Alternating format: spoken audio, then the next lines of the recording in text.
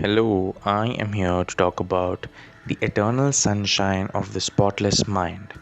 Let's go. Alright, I'm gonna say straight up, I really like this movie. I knew it was gonna be a good movie. I heard a lot of things about it, right? I even recommended this movie to someone without actually having watched the movie because I knew it was gonna be a good movie. But then I decided to watch the movie myself. And I'm not gonna lie, I like this movie a lot. Is it one of the best movies I've ever seen? Best romantic movie I've ever seen? I wouldn't say that, but it is one of the best movies I've ever seen. But I don't watch a lot of romantic movies, but I have watched enough to know that this is a really good one. So I'm just gonna really quickly. I'm gonna talk about what I like about the movie, what I didn't like about the movie.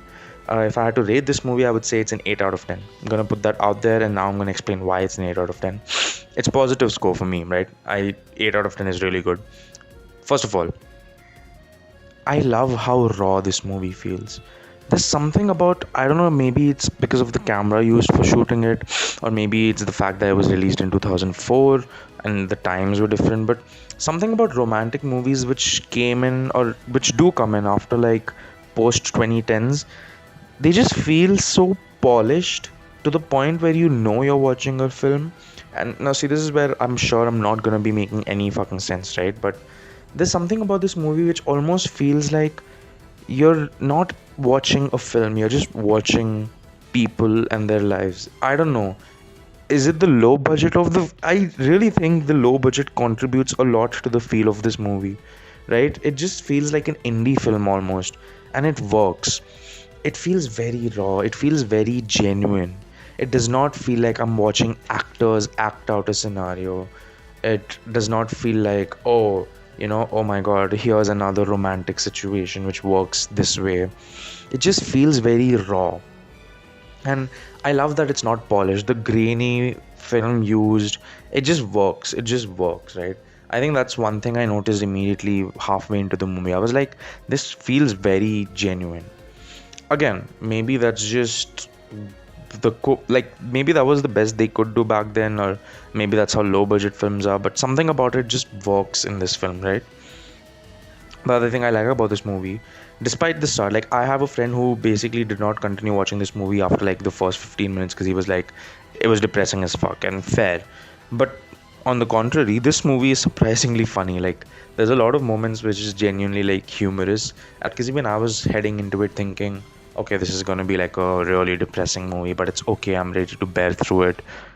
But no, it's actually a funny movie as well. Like there are some moments which are genuinely funny, and that was really unexpected. I mean, maybe you could say that, oh, it's Jim Carrey, expected, but how people talk about this movie online, it's like, wow, Jim Carrey can do dramatic roles as well. So I was expecting this to be like a super depressing and serious film, but I guess it's not.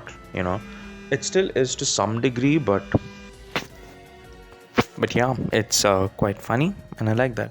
Now, in terms of performances, now I know everyone online was saying Jim Carrey is doing an incredible job, which he is. The problem is I've not seen enough Jim Carrey movies where I'm like, oh my god, I used to only see him in comedy roles, but now he's doing such a serious role. And even this one was alright, but Kate Winslet, holy shit. I think she got nominated for an Oscar for this film for a performance. Okay, I don't really give a shit about the Oscars. I honestly don't know how they decide who did an Oscar worthy performance, but she's doing a really good job in this film. Like, I think she's showing the most range in this film as well. She's such an incredible performer. Like, I am not that familiar with Kate Winslet performances, right? I'm familiar enough to know she's a good actress, but this was such a good film. She genuinely is doing a terrific job. For me, at least, I think Kate Winslet was absolutely stealing the show. She was the star of this entire film. She was acting her ass off, and she was doing a damn good job of it. She was phenomenal. I think her acting really made me really like this film. Like, it was wonderful. And I love the overall theme, you know. I don't know why, but again, I don't know if it's just La La Land PTSD, which, by the way, I think La La Land is a flawless movie. Just wanted to throw that out there, 10 out of 10. But I don't know if it's La La Land PTSD, where I just expect romantic movies to not end well. But this was a wonderful film. I love the ending. I love the theme, the whole theme of wanting to forget your significant other, But then and what if you both forget about each other, but then you end up getting back to each other? There's just so much. Look, the screenplay of this film is really good, and I love it. Although the sci-fi ness of it, like the whole mind memory removal thing, is a bit silly, but again, the central theme of the movie, how if it's meant to be, it's meant to be. I thought that was really good. This movie has aged wonderfully. Like, you can watch this literally 2004, but like we're 20 years later. We're in 2024. I'm talking about a movie which released 20 years ago. What a fucking incredible film. It has aged wonderfully.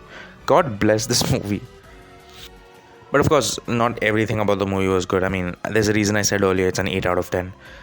I think, I'll be honest, I only really cared about the main two characters. I only cared about Jim Carrey and Kate Winslet's characters. I think the whole side plot with Mark Ruffalo, Kristen Dunst, the Doctor, Elijah Wood, which, by the way, what the fuck is this cast? What a heavy ass star studded cast. Although I guess they were not famous back then, but holy shit. But yeah, I did not really give a shit about any of the other characters. Like the whole stuff with Kristen Dunst's character and the whole doctor stuff was just like, I mean, I was just like, okay. I mean, it's not bad, but I could have done without it as well. Like, it didn't. I felt like it kind of set up for the end of the movie where Kristen Dunst, does the deed. Again, I don't want to spoil it, but she basically sets up the end of the movie. But I don't know if they could have gone any other way around it. I just wasn't interested. I just didn't care enough. And yeah, neither did I with the Elijah Wood stuff or the Mark Ruffalo stuff. It all just felt so whatever. Like, I didn't care enough about it. But other than that, I think it's a really good film. Like, genuinely really good film. It will age wonderfully for years to come. And yeah, I think it's a wonderful little film. It's an 8 out of 10, like I said before.